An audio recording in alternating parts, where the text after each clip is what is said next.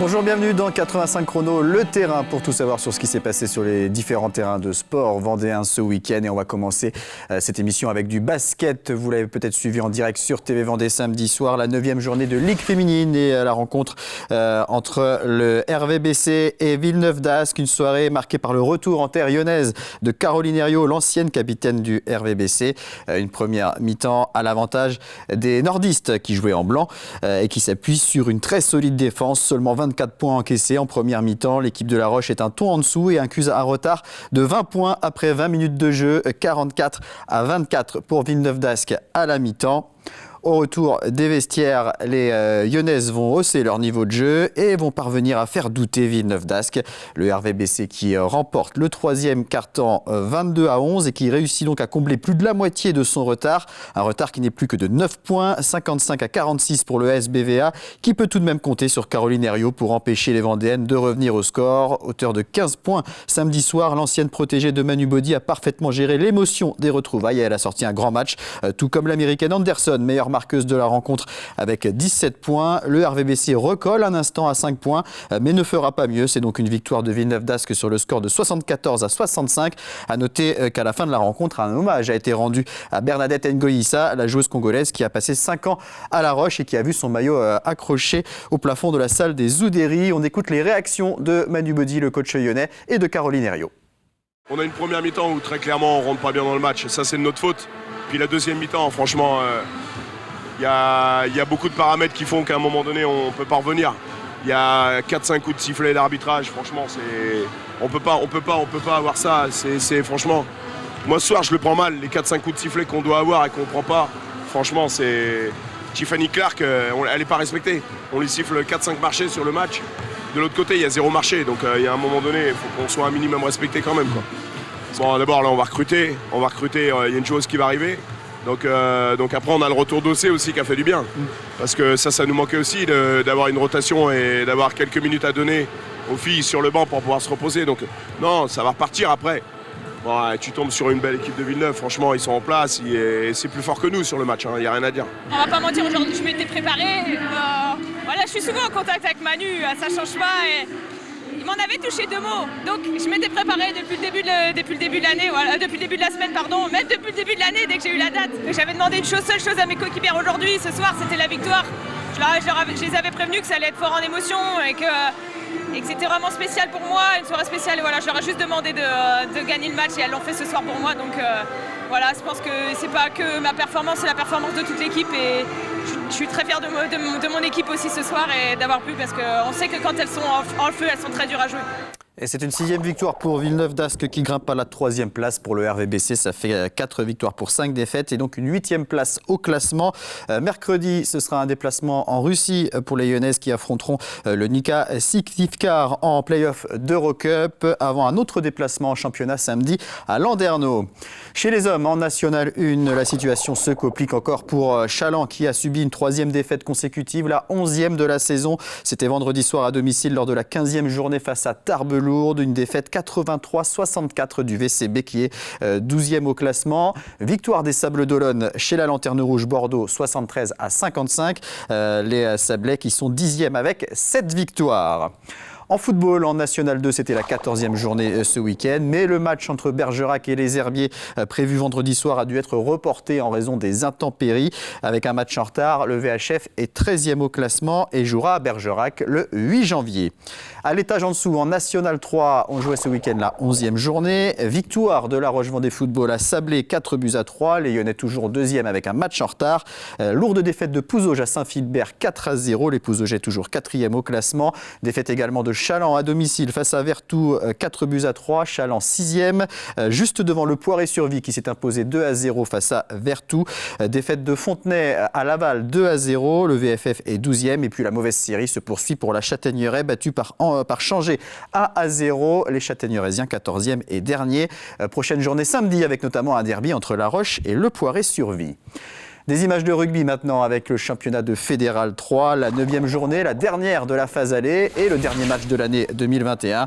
Large victoire du FC Lyonnais ce dimanche au stade Henri Desgranges face à la Lanterne Rouge Plabennec, 69-3 avec 11 essais. Le premier dès la 2e minute inscrit par Renaud. Il y a ensuite une pénalité réussie par Plabennec qui revient à 5-3. Mais les Lyonnais enchaînent avec un nouvel essai à la 7e minute inscrit par Thomas. Un autre essai à la 16e minute, il est cette fois l'œuvre de Vincent. Puis c'est au tour de Chaigne d'inscrire son essai à la 20e minute. Nouvel essai 5 minutes plus tard inscrit par Jeudi.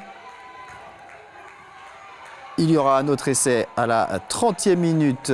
Cette fois c'est Grino qui va poser le ballon dans l'embut, plaquer le ballon dans l'embut. 38e minute, un nouvel essai lyonnais, il est signé Le Bon Rouault. Et puis il y aura un autre essai encore juste avant la mi-temps inscrit par Comte. Ça fait donc 8 essais dans cette première mi-temps et 5 transformations. Le score est donc de 50-3 pour le FCY à la mi-temps. En seconde période, un autre essai inscrit par Joanneau à la 48e minute, puis un autre par Bertin à la 61e minute. Le 11e et dernier essai est inscrit par Vincent à la 78e minute. Sur ces 3 essais en deuxième mi-temps, 2 sont transformés et c'est donc un score de 69-3. Les réactions d'après-match avec Thibaut Grasset. On avait dit aux gars qu'on savait qu'ils venaient s'en B, donc on savait qu'ils étaient un peu en difficulté. Et quand on fait 6 heures de voyage, voilà, on sait que c'est dur. Donc on a dit aux gars, vraiment sur les 15 premières minutes, il faut vraiment mettre beaucoup de rythme, essayer de scorer très vite. Et sur les 10 premières minutes, on va marquer 2-3 essais, je crois. Et ce qui fait qu'après, pour les gars, c'est un peu plus compliqué. On a réussi à tenir ça pendant 40 minutes. Et en deuxième mi-temps, c'est toujours difficile, hein, mais c'est de ne pas tomber dans la facilité, de ne pas tomber dans le truc. Et on est tombé un peu dedans, c'est dommage. Et après, Plabennec a vraiment relevé aussi la tête. C'était une équipe valeureuse. Enfin, je leur souhaite beaucoup de courage parce que c'est jamais simple des situations comme ça. Mais voilà, c'est vrai que c'est cool, c'est intéressant. Les mecs ont pu se faire plaisir. On peut aller en vacances tranquillou et préparer les phases retour vraiment sereinement. Et, parce qu'on a 3 grosses réceptions sur les 4 premiers matchs et pour faire vraiment changer la vapeur sur la poule, quoi. La première mi-temps a été très difficile. On n'a absolument pas réussi à mettre notre jeu en place. On a été débordés de tous les côtés. La Roche était bien meilleure que nous. Et à la mi-temps, dans le vestiaire, on s'est un peu reboosté entre nous. On s'est dit qu'on allait faire une deuxième période bien différente de la première. Et j'ose espérer que c'est ce qu'on a réussi à montrer un petit peu. On n'a pris que seulement 3 essais en deuxième période, contre 7 en première. On a essayé de relever la tête, essayer de faire de notre mieux, mais c'était absolument pas un jour pour nous aujourd'hui. Et c'est un bilan équilibré pour le FCY sur cette première phase avec 4 victoires, 1 nul et 4 défaites. Les Lyonnais 5e à égalité avec Saint-Nazaire. Le Rugby Club Sablé s'est incliné sur le terrain du leader Saint-Malo 38-20. Les Sables 4e au classement. Reprise du championnat le 16 janvier. En handball, en National 1 masculine, c'était la 11e journée. Là aussi, la fin des matchs allés. Et match nul pour Pouzauges sur le terrain du HBC Nantes, 32 partout. 2 victoires, 2 nuls et 7 défaites pour le PVHB, 11e au classement et qui reprendra le 6 février avec un déplacement à Rezé. En National 3 masculine, là aussi c'était la 11e journée avec le Slam qui affrontait Onis La Rochelle-Périgny samedi soir à la salle Omnisport d'Aubigny. Le Slam qui restait sur 2 défaites. Les Vendéens en rouge sont dominés en début de match. Onis creuse rapidement l'écart et mène 5-1 après 8 minutes de jeu. Un écart de 4 buts que l'on retrouve à la mi-temps. Le Slam est alors mené 12-8. En deuxième période, les Vendéens cherchent des solutions pour renverser la vapeur. Mais les visiteurs s'adaptent et ne laissent pas l'opportunité à leurs adversaires de revenir. L'écart tourne toujours autour des 4 buts. Le Slam parvient à revenir à 3 longueurs à la 50e minute, 16-19. Mais les Rochelais rappuient sur l'accélérateur et maintiennent le Slam à distance jusqu'au bout. Ils reprennent même 6 longueurs d'avance quelques minutes plus tard. Les joueurs d'Aubigny doivent donc se rendre à l'évidence. Ils sont face à plus fort qu'eux. Et Onis s'impose donc logiquement sur le score de 26-21. On va écouter les 2 coachs, Régis Denier pour Onis et Antoine Giraudot pour le Slam au micro de Sandrine Pelletier. Au bout d'un quart d'heure en deuxième mi-temps, Aubigny a été obligé de prendre certaines stratégies pour essayer de nous perturber un peu. Alors ça rend pas forcément un match très léché, très agréable forcément techniquement. Mais bon, après il faut s'adapter à toutes les situations. Donc il me semble qu'on a réussi à le faire malgré un petit moment de flottement de 5 minutes. Aubigny ordinairement une équipe qu'il faut manier tranquillement. Voilà, mais parce que eux, ce sont eux plutôt qui ont fait le choix des engagements très rapides. Mais c'est vrai qu'on s'est un peu laissé emporter en deuxième mi-temps par le rythme et puis la volonté d'Aubigny de jouer vite. Et il a fallu à un moment donné prendre un temps mort pour demander aux joueurs de garder de la profondeur, de l'écartement, enfin bref, malgré la pression défensive, de retenir les fondamentaux que sont de créer des espaces pour les partenaires. C'est une date qu'on avait cochée qui était très importante pour nous sur le plan comptable. Il fallait retrouver aussi le chemin de la victoire. Ça a été assez compliqué ce soir malgré l'envie qui a été mise sur le terrain. Après, on avait travaillé très fort cette semaine sur le plan mental, sur l'envie. On ne cherchait pas à faire un match exemplaire, exceptionnel sur le plan visuel du jeu. C'était surtout l'envie de guerrier qu'on a voulu mettre en place parce qu'on savait que c'était ce qui pouvait nous faire gagner. Il y a eu une grande partie du match qui a été sur ce mental-là. Après, ce qui pêche énormément, c'est la finition devant le but où on a trop d'échecs pour espérer gagner ce soir, quoi. Et le Slam est 9e de cette poule 2 de National 3 avec 3 victoires, 1 nul et 7 défaites. Reprise le 5 février face au leader Limoges Hand 87. Puis toujours en handball en National 3 féminine, il y avait un derby vendéen samedi soir entre les Herbiers et l'équipe 2 de La Roche-sur-Yon à la salle du Donjon des Herbiers. 2 équipes de haut de tableau et une revanche à prendre pour les Herbretaises en blanc. Battues en match aller à La Roche 27-21. Match très accroché du début à la fin. Jamais plus de 2 buts d'écart. Chaque équipe prenant l'avantage à tour de rôle. Un début de match à l'avantage des Lyonnaises, puis on a de longues minutes à égalité, 11 partout. Après 30 minutes de jeu, on retrouve un score de parité 13 partout entre les Herbiers et La Roche. Deuxième mi-temps tout aussi disputé. Les Herbretaises font le break 17-15 mais encaissent un 4-0. Et c'est donc La Roche qui mène 19-17 à la 38e minute. De nouveau une égalisation des Herbiers à 20 partout, puis un break des locales qui mènent 23-21 à 5 minutes de la fin. La Roche ne lâche pas le morceau et parvient encore une fois à revenir à hauteur. 23 partout à 2 minutes 15 de la fin du match. Et c'est un dernier but de Cassandra l'Allemand qui permet aux Herbiers de remporter ce match 24-23. C'est la première défaite des Lyonnaises. On écoute les 2 entraîneurs au micro de Thibaut Grasset. On savait que ce match, surtout un derby, La Roche, c'est pas forcément la meilleure équipe qui doit gagner, mais c'est plutôt l'équipe qui est plus exigeante envers elle-même, qui a envie de construire, qui a envie de gagner et qui met de la rigueur, qui doit sortir à la fin vainqueur. La Roche, on jouait vraiment aussi avec leurs âmes et on sentait qu'elle voulait gagner ce match. Et nous aussi, on voulait forcément gagner ce match. On voulait coûte que coûte gagner ce match. Si on est en haut du championnat, il faut qu'on prouve à nos supporters et qu'on prouve aussi à tout le monde qu'on n'est pas là par hasard. Mais c'est parce qu'on mérite d'être là qu'on est là, tout simplement. On savait déjà que ça allait être relativement compliqué, puisque les Herbiers chez elles, c'est toujours fort, très fort. Elles ont leur ambiance, elles ont aussi leur état d'esprit qui fait qu'à domicile, elles sont costauds. Derrière nous, on a un petit peu un manque de sérénité en attaque placée. En défense, c'est relativement correct, je dirais. Mais derrière, on n'a pas réussi à exploiter notre jeu qui est sur grand espace.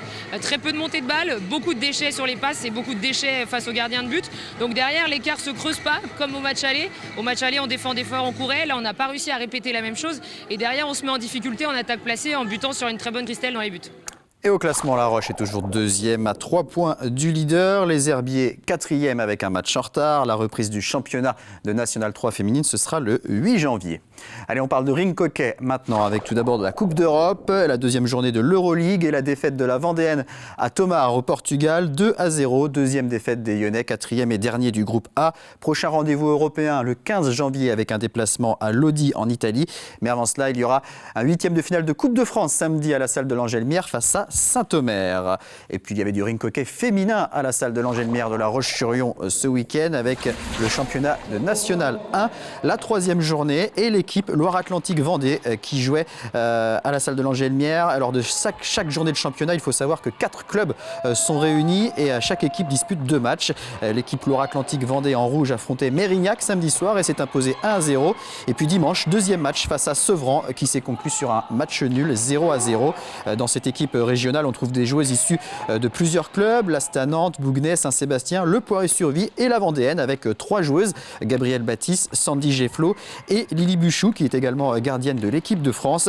A noter que l'équipe de Wascal était également présente ce week-end à La Roche-sur-Yon. L'équipe Loire-Atlantique Vendée joue les premiers rôles dans ce championnat de N1 et face à Sevran, malgré une domination, l'équipe locale n'a pas réussi à trouver le chemin des filets.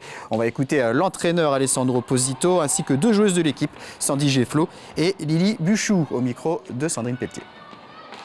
On savait que devant on avait une joueuse et une gardienne hyper fort. on savait déjà qu'on allait avoir des occasions pour marquer et il fallait être un petit peu puissant devant le gardien. Je pense qu'on a fait un très très bon match, défensivement et en attaque aussi. Mais bon, on n'a pas eu un petit peu la goutte de chance qu'on avait besoin pour marquer le premier but. Et bon, tout le match, ça a été pareil. On a eu le contrôle de jeu, on a eu les occasions. En défense, on n'a pas laissé jouer l'autre équipe. Et bon, malheureusement, on n'a pas pu marquer. On n'est pas beaucoup de filles à faire du ring hockey. Et donc dans la région, nous, on a quand même une région où il y a pas mal de filles. On a pas mal de filles dans notre équipe comparé aux autres équipes. Mais on n'était pas assez pour faire 2 équipes. C'est vrai qu'on avait l'objectif de faire 2 équipes, mais on n'a pas pu. Donc c'est vrai qu'on aimerait bien développer ça et on essaie de faire monter des filles pour après avoir plusieurs équipes dans la région. Nous, on est entraîneuse d'un projet Roller Rossa, un projet européen qui regroupe les filles de Pays de Loire. Et ce projet est porté par la fédération italienne et en collaboration avec la fédération espagnole. Donc ça permet vraiment aux filles de faire un échange européen et de les confronter aux autres équipes étrangères. Allez, un mot de hockey sur glace avec le championnat de Division 3. Le Ogli, l'équipe de La Roche-sur-Yon, devait affronter l'équipe 2 de Bordeaux samedi à la patinoire Arago, mais en raison de plusieurs cas de Covid dans l'effectif bordelais, le match a été remis à une date ultérieure. L'équipe de La Roche qui reste largement leader de son groupe en D3. Avec quelques infos en bref pour terminer cette émission avec de la boxe tout d'abord et Hugo Gros qui décroche le titre de champion de France élite en moins de 69 kilos. Le boxeur de 20 ans du club Boxe 85 a fait honneur à son statut de favori en battant en finale Tahar Belkir de Saint-Maur-des-Fossés dans le Val-de-Marne à l'unanimité des juges. Finaliste malheureux en 2020, Hugo Gros décroche donc un titre national tout comme son grand frère Enzo qui lui a été sacré 2 fois en 2019 et en 2020. Du surf avec Philippe No du club Surfing Saint-Gilles-Croix-de-Vie qui décroche la médaille de bronze au championnat du monde de parasurf qui avait lieu à Prismo Beach en Californie. Vice-champion du monde lors de la précédente édition, il doit se contenter cette fois de la 3e place derrière 2 surfeurs israéliens. Et puis un résultat d'athlétisme avec les championnats d'Europe de cross-country qui avaient lieu à Dublin ce dimanche. On retrouvait Valentine Chapelotte du club de l'ABV Montaigu. Elle honorait sa première sélection en équipe de France. Elle termine 41e et 4e française. Elle a bouclé les 8 km du parcours en 29 minutes 19 secondes à 2 minutes 45 de la championne d'Europe. Fin de cette émission. Je vous donne rendez-vous à 18h50 pour 85 chrono le vestiaire en compagnie d'Ilias Nagnonou, l'entraîneur de l'équipe de handball des Herbiers qui s'est donc imposé ce week-end face à La Roche-sur-Yon en National 3 féminine. Très bonne journée à tous.